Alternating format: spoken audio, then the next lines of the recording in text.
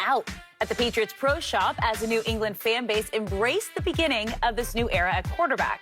Now, the Alabama rookie is looking to get Bill Belichick back to the playoffs after the team missed out last year in their first season without Brady. So, Shannon, how much will M.Jones mean to Belichick's legacy? I think Coach Belichick's legacy is secure. You win 6 Super Bowls, go to 9, your legacy is pretty much done what it is. There's a great chance, Skip. There's an outside chance he can catch Coach Shula for the most career wins in NFL history. I don't really... Anything that Coach Belichick does from this point on is just icing on the cake. That's where I am, Skip. Of course he wants to win a Super Bowl without Tom Brady. That's just the way it goes. Everybody wants to say, yeah, I told you I could do this without him. Okay. But I believe it's harder to do what Coach Belichick has attempted to do than what Tom did. See, Coach Belichick just can't say, you know what, Mr. Kraft, I'm done here. I think I want to go coach. Let me see who's the most talented team. Oh, I want to go coach the Ravens. Or I want to go coach Kansas City. He can't do that. He has to rebuild. And so it's piece by piece, brick by brick. He feels he's done enough, be a free agency in the draft. He has his guy. So let's see if this thing can work. Now, I'm not surprised about the jersey, Skip. We saw his first game. They gave the kid a standing ovation. When he got drafted, they cheered. Very different scenario than when Donovan McNabb got drafted, because they booed. So we see the fan base had already that's our guy, he's our guy, he's our guy. And that's just the way it is. And so I'm not surprised by anything that he's received, the jersey selling out, but Coach Belichick's legacy is etched in stone. They don't deny it. He's the greatest NFL coach. Yeah, you got some scoundrel in him. Yeah, he got a lot of things there's a lot to dislike about Coach Belichick personally. But his coaching is unquestioned. And so for me, I don't really think, I'm sure he wants to win one without Tom Brady. But Skip, he lives, he breathes. Everything that he does is about football. Okay. He's 69. I don't know how many more years he got. I'm going to say he's going to coach at least at the bare minimum. I'm going to say he's going at least at the bare minimum 5. I will not be surprised if he goes to 80. Seriously, I'm serious. He might be. You know what, Skip? He might be the Tom Brady of the coaches. You have to drag him off the field. Remember, Tom Brady's dad said you got to drag him off. I agree. That's Coach Belichick. Okay, I got it. First question back to you. Yes. Was Bill Belichick in the last 5 years the victim of a GM who failed him in the front office? No, he did that. No, he did that, right? He was his own GM. He was his own team builder. Every move that was made is on Bill Belichick. And they were bad, worse. Yes. Until his owner called him out and finally said, boy, we had to spend a lot of money to fix this, and you better get it fixed. Because for the first time, Skip, normally you get by minimum, paying guys a little minimum money. Yep. Now you had to pay guys maximum money. Mr. Kraft, now hold on. Money's supposed to be coming in. It ain't supposed to be going out. So now we get to what is Bill Belichick's agenda right here, right now? He is obsessed with, he is possessed of trying to show the world he can win one Super Bowl, at least one Super Bowl without Tom Brady. That's it. Because he has been called out. The world has called him out, and even though he's not going to acknowledge it, even though he's going to stay above the fray, he's inside the fray. He's under the fray, looking up right now. He knows it. He hears it. He feels it. He seethes about it. Right. So all of a sudden, he tries Jared Stidham, and he tries to sell Stiddy as my next Brady, my diamond in the rough that I drafted in the third round or whatever he was. And that was a swing and a miss, and I called him out on that because I'd watched Stiddy at Baylor and Auburn, and I said, no, he ain't that guy. That's the cubic zirconia. Okay, there you go. Okay, that was a swing and a miss by Bill Belichick. Okay. And then all of a sudden, with a little help from his best friend in coaching, his scoundrels to scoundrels, two peas in a pod, you could say. Right. Belichick and Saban. I'm sure Saban was in his ear saying, hey, don't sleep on this kid. Right. He did it at the highest level for me. He is mentally and physically tough.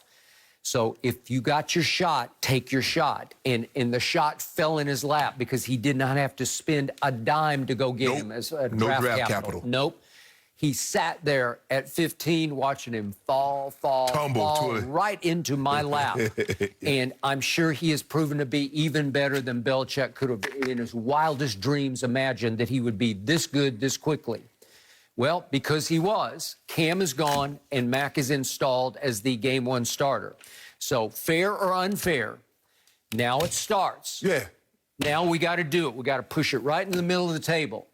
Can Mac Jones be Tom Brady for Bill Belichick? Because that's the question going forward, right? Nah, he just need to be Trent Dilfer. Just win one. Does he? He just win one championship. Okay, is that defense going to be the 2000 Ravens defense? Heck no. Okay.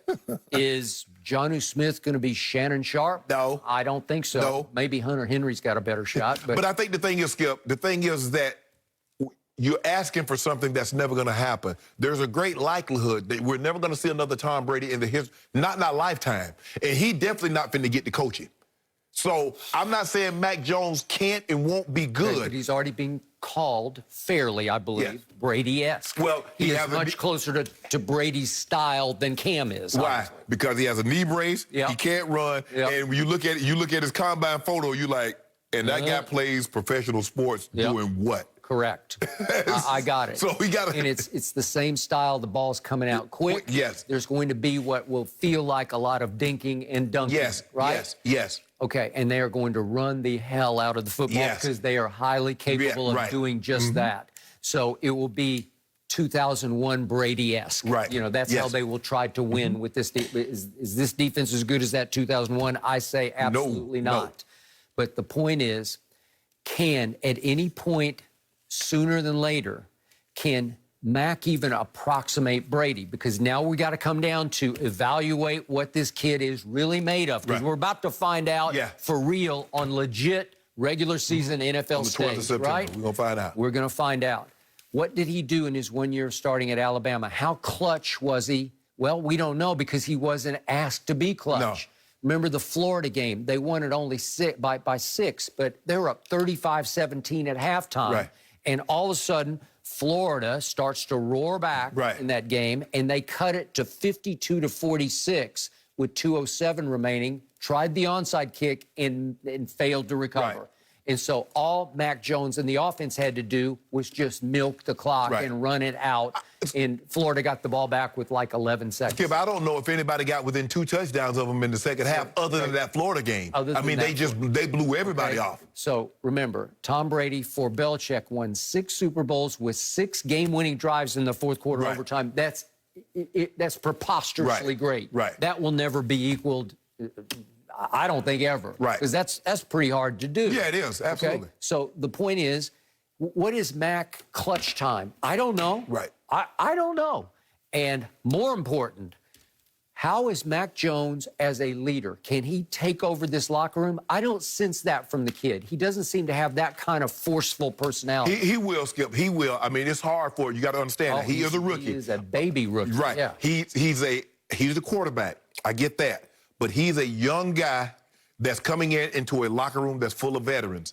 So it's going to take time. And just because of your status, just because you're the quarterback, you're not automatically the leader of nothing in here, bruh. You're going to have to show us, just like we had to earn our stripes, you're going to have to learn yours. Earn yours. He earned it on the practice field, right? And in the preseason. Yeah, but I want to see some real game when they start scheming. I got that. Tom Brady, to me, is simply the greatest leader in the history of sports. And I think Ray Lewis is up in that conversation, and I think Shannon Sharp is in that conversation. But Skip, but here's the thing.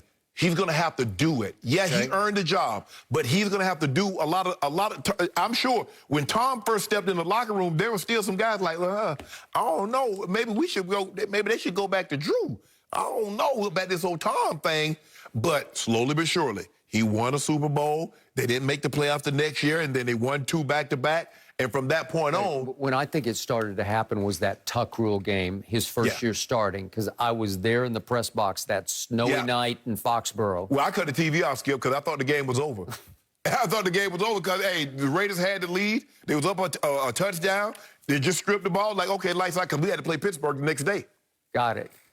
Tuck Rule, it was a horrible call against the Raiders that launched a Patriots dynasty. But in that game, if you go back and pick it apart and look hard at it, Brady was incredibly clutch on third down after third down. So was Vinatieri in the snow. Right. He made 2 kicks in the snow that were. He had no business making that one to win the game. Skip. I got it, but he did. He did. And Brady made some throws in the snow that were like, really? Right. Because he doesn't look the part, but Right. he's acting he's playing the part, right? And from that moment on, it felt like he started taking over the team. And remember, then we get toward the Super Bowl.